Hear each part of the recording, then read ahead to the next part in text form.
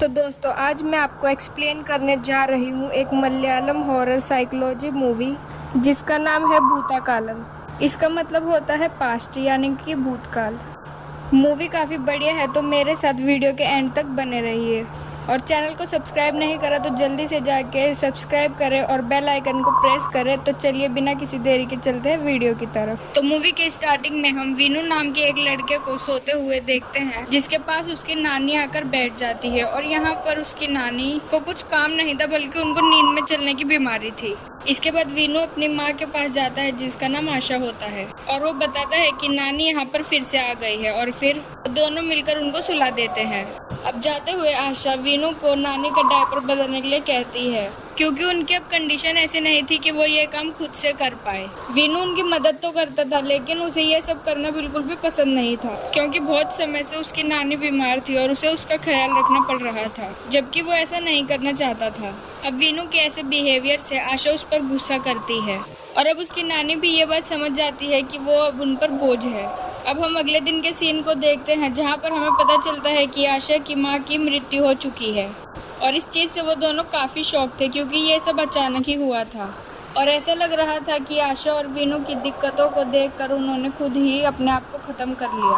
अब आशा की मॉम की डेथ के बाद आशा काफ़ी ज़्यादा रोने लगती है लेकिन नीनू को ज़्यादा फर्क नहीं पड़ता। अब आशा अपने साइकेट्रिक के पास जाती है क्योंकि उसे डिप्रेशन था और ये डिप्रेशन उसकी मॉम को भी था यानी कि ये उनकी फैमिली के अंदर था। डिप्रेशन की वजह से आशा मेडिसिन भी लिया करती थी लेकिन उसने पिछले कई दिनों से मेडिसिन लेना छोड़ दिया था जिसकी वजह से वो उसे फिर से मेडिसिन कंटिन्यू करने के लिए बोलती है। अब यहाँ पर हमें ये भी पता चलता है कि वीनू ने यहाँ पर फार्मा किया हुआ है और वो जॉब की तलाश में था और वीनू का बिहेवियर बिल्कुल उनके फादर की तरह था और उसके फादर की भी मृत्यु काफी समय पहले हो गई थी। अब आशा अपने देवर मधु से मिलने जाती है जहाँ पर वो ये पूछता है कि वीनू को कोई जॉब मिली या नहीं। अब आशा बोलती है कि वीनू को जॉब के काफी ऑफर्स आए थे लेकिन वो शहर से काफी दूर इसलिए उसने जाने से मना कर दिया और आशा ने इसीलिए मना करा कि अगर वीनू चला जाता तो वो अकेली पड़ जाती। अब हम वीनू को ड्रिंक और स्मोक करते हुए देख पाते हैं जहाँ पर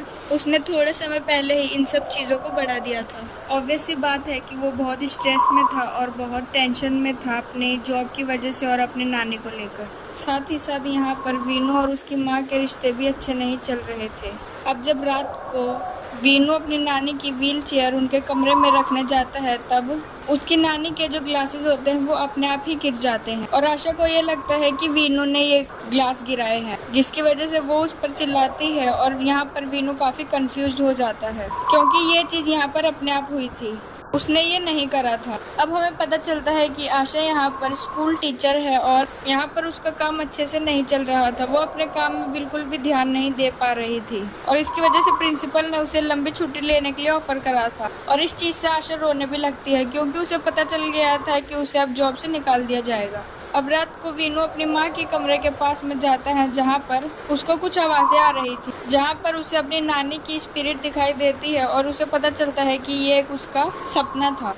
अब अगले दिन वीनू अपनी गर्लफ्रेंड से मिलने जाता है जहाँ पर वो गुस्सा होती है क्योंकि वीनू ने उसकी कॉल अटेंड नहीं करी थी। उसके बाद वो अपने दोस्त शाम से मिलने जाता है जहाँ पर हमें पता चलता है कि शाम अगले हफ्ते से अपनी जॉब को चेंज करने वाला है और इस चीज़ से वीनू काफ़ी खुश था क्योंकि उसके बाद शाम के कहने पर उसे वो जॉब मिल सकती थी और जॉब इसी शहर के पास में भी थी।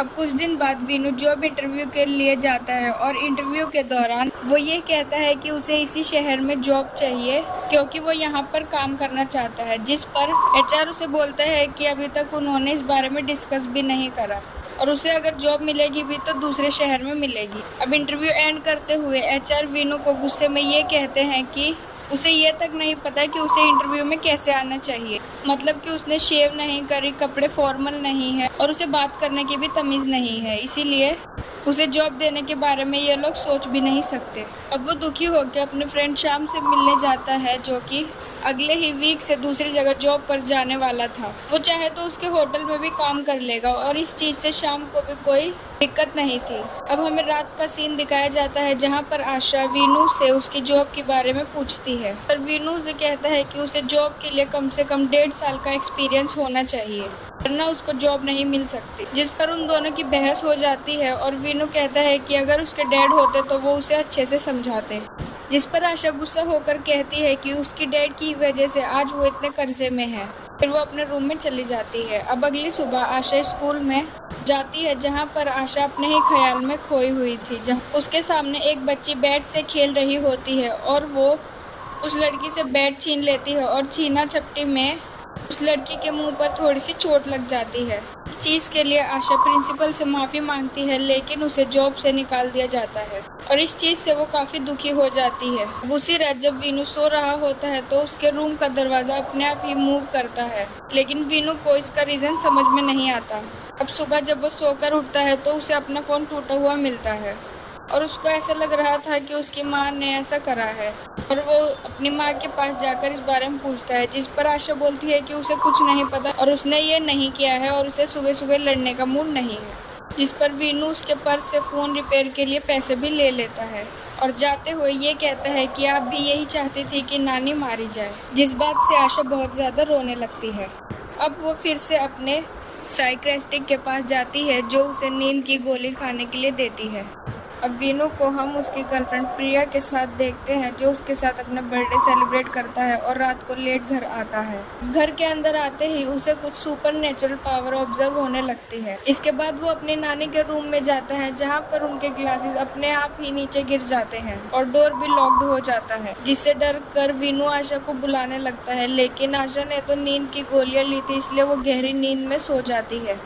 अब उस रूम में भी उसकी नानी की व्हील चेयर अपने आप ही मूव करने लगती है। इस चीज से वीनू बहुत डर जाता है और आशा को बुलाने लगता है। और एक चीज और, यहाँ पर ये सीन काफी ज्यादा रॉ है, ऐसा लगता है कि ये सब सचमुच हो रहा है और उसी वक्त उसे वहाँ पर किसी की परछाई भी दिखती है। अब इसके बाद ये सीन यहीं पर कट हो जाता है। अब हमें अगली मॉर्निंग का सीन दिखाया जाता है, जहाँ पर आशा को मधु का कॉल आता है और वो उसको ये बताता है कि वीनू सुबह सुबह उसके घर आ गया था और बहुत अजीबोगरीब बातें कर रहा था।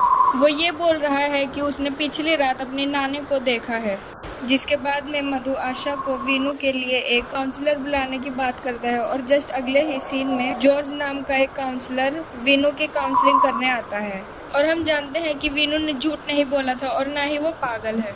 जॉर्ज को वीनू वो सारी बातें बताता है जो उसने देखा था, लेकिन जॉर्ज उसकी बातों पर विश्वास नहीं करता और वो कहता है कि वो शायद उसका भ्रम होगा, क्योंकि उसने 3 दिन से ठीक से नींद नहीं ली।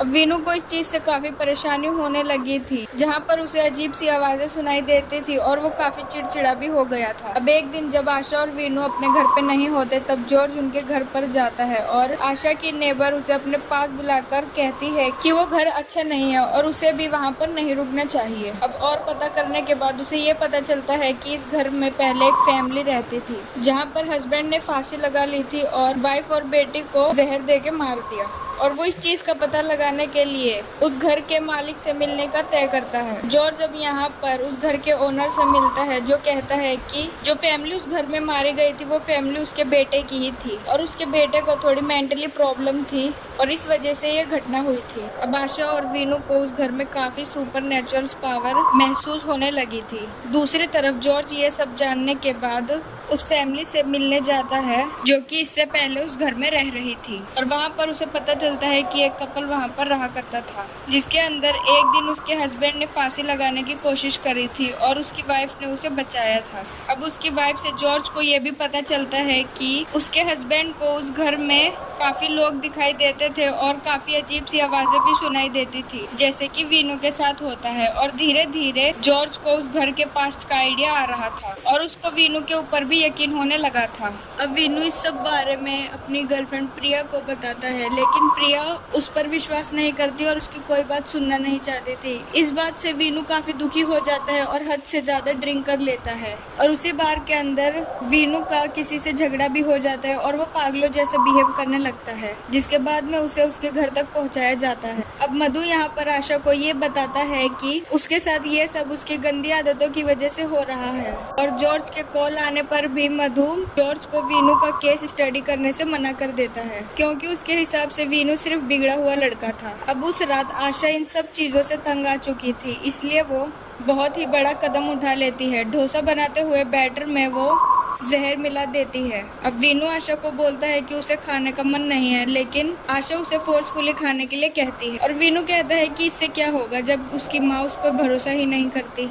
वीनू उसे कहता है कि उसे सबसे ज्यादा अपनी माँ से ही प्यार है और वो उन्हें झूठ भी नहीं बोल रहा। और इन बातों से आशा रोने लगती है और उसे रियलाइज होता है कि वो कितनी बड़ी मिस्टेक करने जा रही थी, जिसके बाद वो उस पॉइजन डोसा को फेंक देती है। अब वीनू पानी पीने लगता है तो गिलास अपने आप ही मूव करने लगता है, जिससे डर कर वो अपनी माँ को बुलाता है। जिसके बाद उस घर में काफी नेचुरल चीजें अपने आप ही होने लगती है और तभी घर की लाइट चली जाती है। अब आशा और वीनू दोनों घर से बाहर जाने की कोशिश करते हैं, लेकिन मेन डोर की जो की होती है वो किचन में थी, जहाँ पर डरते हुए वीनू कीज को लेने जाता है और आने के बाद उसे अपने सामने उस घर के ओनर के बेटे की पूरी फैमिली की स्पिरिट्स दिखाई देती है और इससे वो दोनों डर कर बिल्कुल चुप हो जाते हैं। अब आशा वीनू से कीज लेकर डोर को खोलती है और वो दोनों घर से बाहर चले जाते हैं। अब जाते हुए वीनू को अपनी नानी की स्पिरिट का हाथ डोर को अंदर से पकड़ा हुआ दिखाई देता है और शायद अभी तक वो ही इनको बचा रही थी और शायद से वो समझ गई थी कि यहाँ पर